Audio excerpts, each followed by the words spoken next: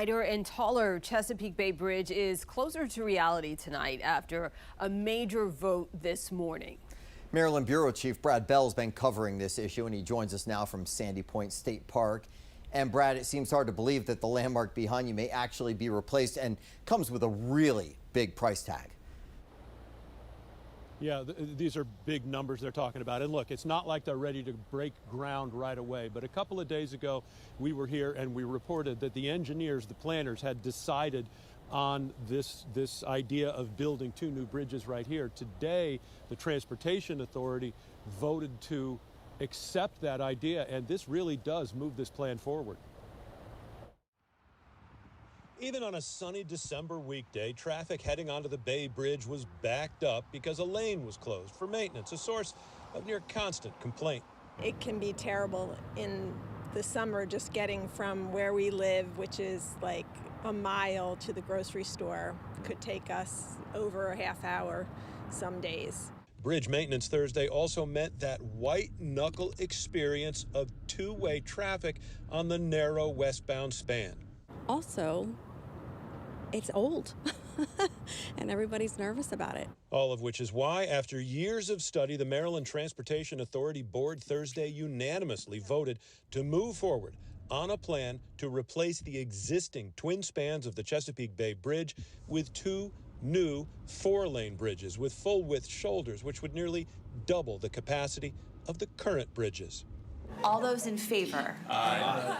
The new bridges will also be taller to match the height of the new Key Bridge and allow larger cargo and cruise ships access to the Port of Baltimore. One bridge may even include a shared pedestrian bike path. And for the first time, planners are revealing a cost estimate.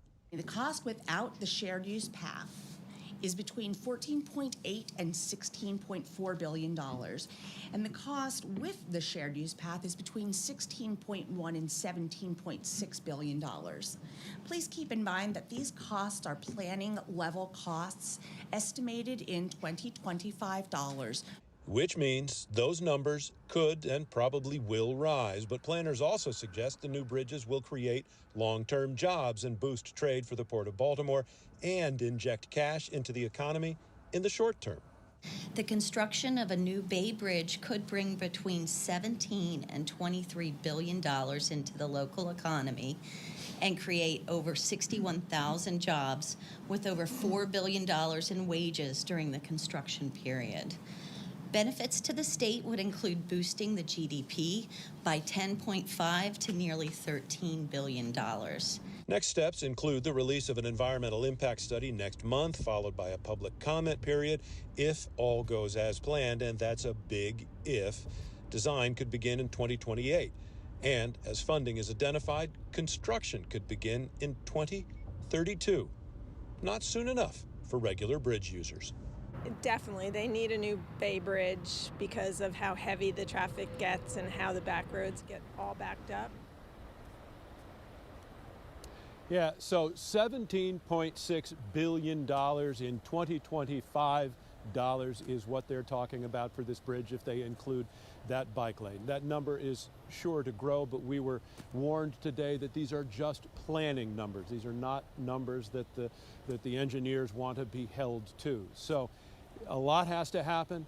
There has to be some federal approval. They've got to identify all of the funding sources, but it is undeniable that today's vote really does bring new bridges here really a step closer to reality. At Sandy Point State Park, Brad Bell, 7 News.